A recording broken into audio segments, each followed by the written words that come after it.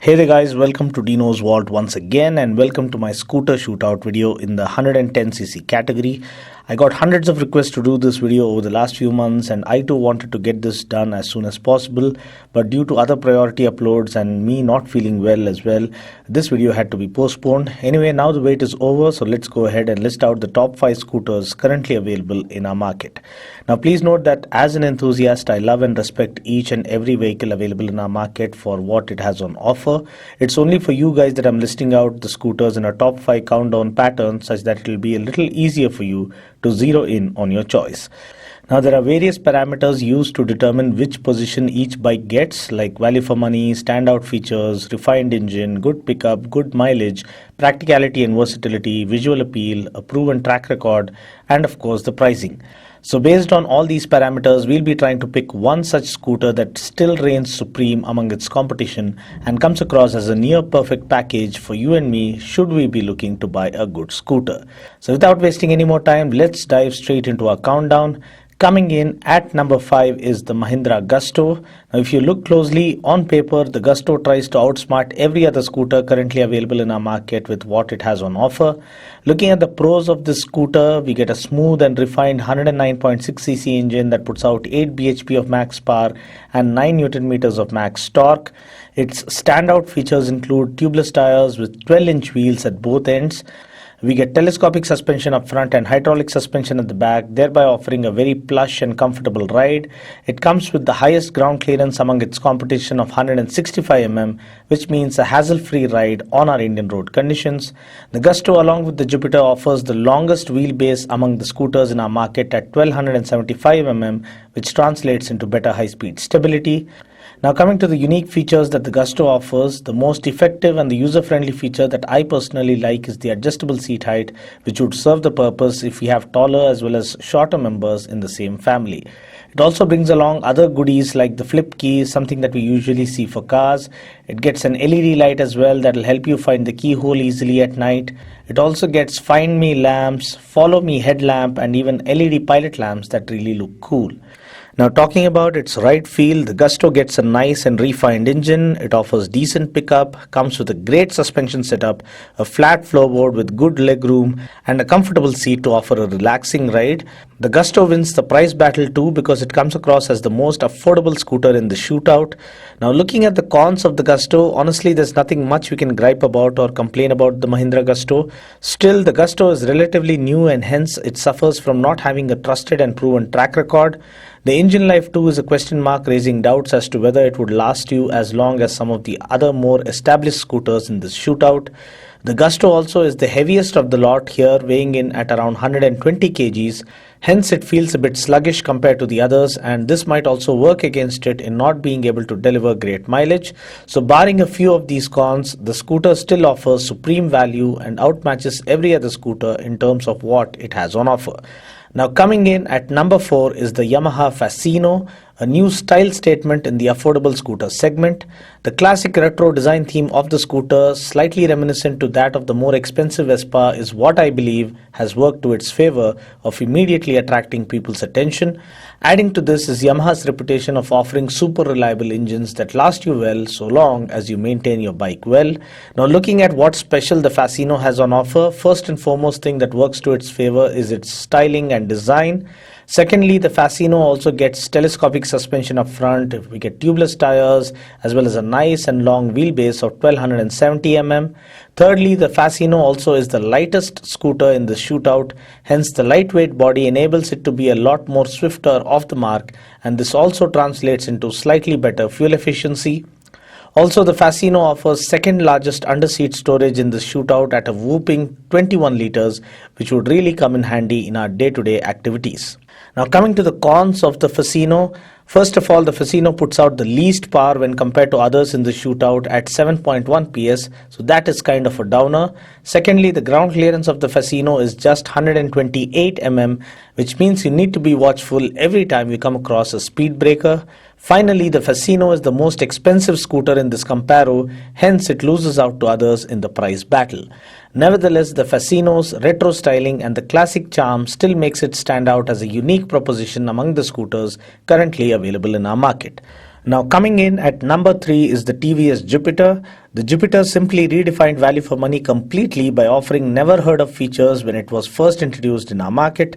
Also, all the expertise that TVS enjoy in having manufactured several ungeared vehicles like the Scooty, Vigo, etc. culminated into making this champion scooter the only one to be brave enough to lock horns with the undisputed king of scooters, the Honda Activa. Now, looking at what special the Jupiter has on offer, first of all, it gets large 12-inch wheels which result in offering better stability at higher speeds. Perfectly complementing this is having the longest wheelbase in the shootout of 1275 mm, and together they ensure that the scooter stays planted even at higher speeds. Secondly, the Jupiter comes with a superb suspension setup with telescopic suspension up front and a gas-charged monoshock at the back. The Jupiter, in my opinion, has the best suspension setup among all the scooters in our market. We then have the conveniently placed rear fuel lid that can be opened easily without you having to perform a ballroom dance with the seat each time you stop at a petrol bunk. Also, the number of variants that TVS offers for the Jupiter offers a wide range of options. First, we have the ZX variant that comes with dual tone colors and a DuraCool seat that keeps the seat cooler by 10 degrees when parked out in the sun. We also have this newly launched Million Hour edition, and you can watch my full video of this variant by following the link appearing on the screen currently. It looks stunning in this royal wine color. It also gets a 220 mm front disc brake as standard, which results in faster deceleration. Now, talking about how it feels to ride, the Jupiter offers great pickup, a refined engine and linear acceleration with good pulling power. Price wise, again, the standard Jupiter variant is cheaper by around 3 grand compared to the Activa, so that falls to its favor as well. Now, taking a look at the cons of the Jupiter, first of all, the underseat storage for the Jupiter isn't all that great. At just 17 liters, the Jupiter offers the least storage space among the scooters in this comparo. Secondly, I personally feel the design could have been slightly better because the Jupiter resembles the Activa to a great degree. That being said, I'm really looking forward to the TVS Graphite because I feel it is going to set a whole new benchmark in terms of scooter design in our market. Thirdly, the Jupiter puts out lesser torque at 8 Newton meters when compared to 8.83 Newton meters of the Activa. The Jupiter also loses the ground clearance battle to the Activa because the Jupiter offers 150 mm of ground clearance, whereas the Activa offers 153 mm of ground clearance. Well, that was about the Jupiter. Now, coming in at number 2 in this comparo is the newly launched Hero Maestro Edge. It is undoubtedly one of the best looking scooters currently in the segment. It is also the sportiest looking scooter in and around its price range. It looks big, carries all the cuts and creases to appear modern and sporty and sharp, and most importantly offers great road presence with a motoscooter kind of a design. The Maestro Edge is a very important product for Hero MotoCorp because it is their first indigenously developed product after they parted ways with Honda. And what's impressive about the Maestro Edge is that it puts out 8.42 PS of max power, thereby making it the most powerful scooter in this comparo. It puts out a max torque of 8.3 Newton meters, which is quite good as well. Other things that work to its favor are, first of all, the superb, sharp and sporty looks. Secondly, it gets a nice and long, comfortable seat offering adequate room for the rider as well as the pillion. It also gets a part digital and part analog instrument console that perfectly complements its sporty character. The Maestro Edge gets a large 12-inch wheel up front and telescopic forks as well. We get LED lights at the back that look amazing, and just like the Jupiter, the Maestro Edge also gets a rear fuel lid which offers much more convenience in our day-to-day usage. Next, it also features something called integrated braking system, which is similar to the combi brake system found on the Honda scooters.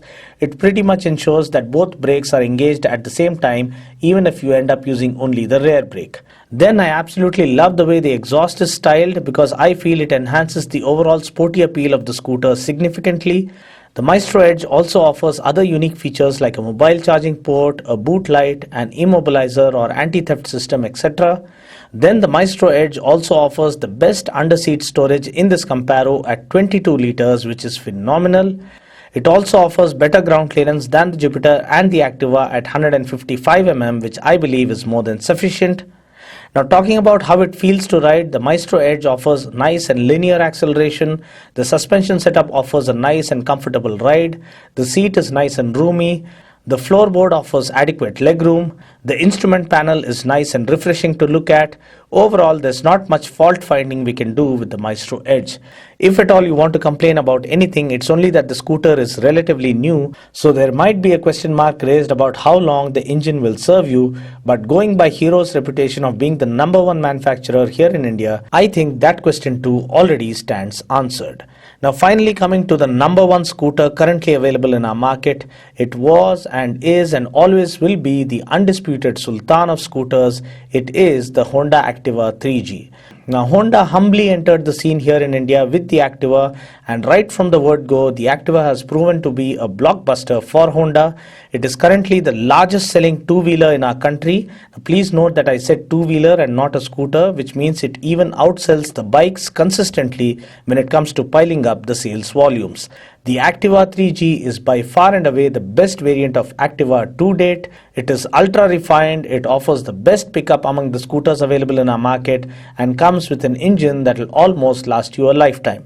It comes with an ageless design that appeals to both the sexes. It does offer the unique combi brake system, which, as I mentioned earlier, will ensure that both the front and rear brakes are engaged together even if you end up using only the rear brake. The Activa also comes with a more accessible seat height of 765 mm, which means it holds good for men as well as women in the average height category. Now looking at the cons of the Activa, first of all, the Activa is more expensive when compared to the Maestro Edge or even the Jupiter. Secondly, the Activa comes with only 10-inch wheels, and hopefully it will get 12-inch wheels in its next upgrade. It also comes with a relatively shorter wheelbase of 1238 mm compared to that of the Maestro or even the Jupiter. The Activa offers an underseat storage capacity of 18 liters, which I believe is not bad at all, but still it is nowhere close to what Maestro Edge has on offer. Also, the suspension setup on the Activa is not as good as that of the Jupiter or even the Maestro Edge for that matter. Now coming to the most important factor, which is the mileage, I don't think there's much of a difference among the top 3 scooters in this comparo when it comes to fuel efficiency, because almost all offer similar mileage figures with a difference of hardly around 2 to 3 kmpl between them. According to me, you can expect anything over 50 kmpl in real world conditions from the top 3 scooters in this comparo. Now coming to the final verdict, if you want a scooter that looks amazing and at the same time comes really well equipped, then I would suggest that you go with the Maestro Edge. If you want a scooter that offers the best ride quality with a superb suspension setup, then you might as well go with the Jupiter.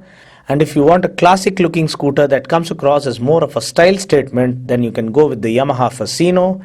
Now finally, if you're looking for a safe and reliable option that comes with a super refined engine and offers amazing engine life, then the Honda Activa still reigns supreme as the best option out there. Well, that's about it for now. I just hope you found this video useful. Until next time, this is Dino saying ciao. Take care, God bless, and ride safe.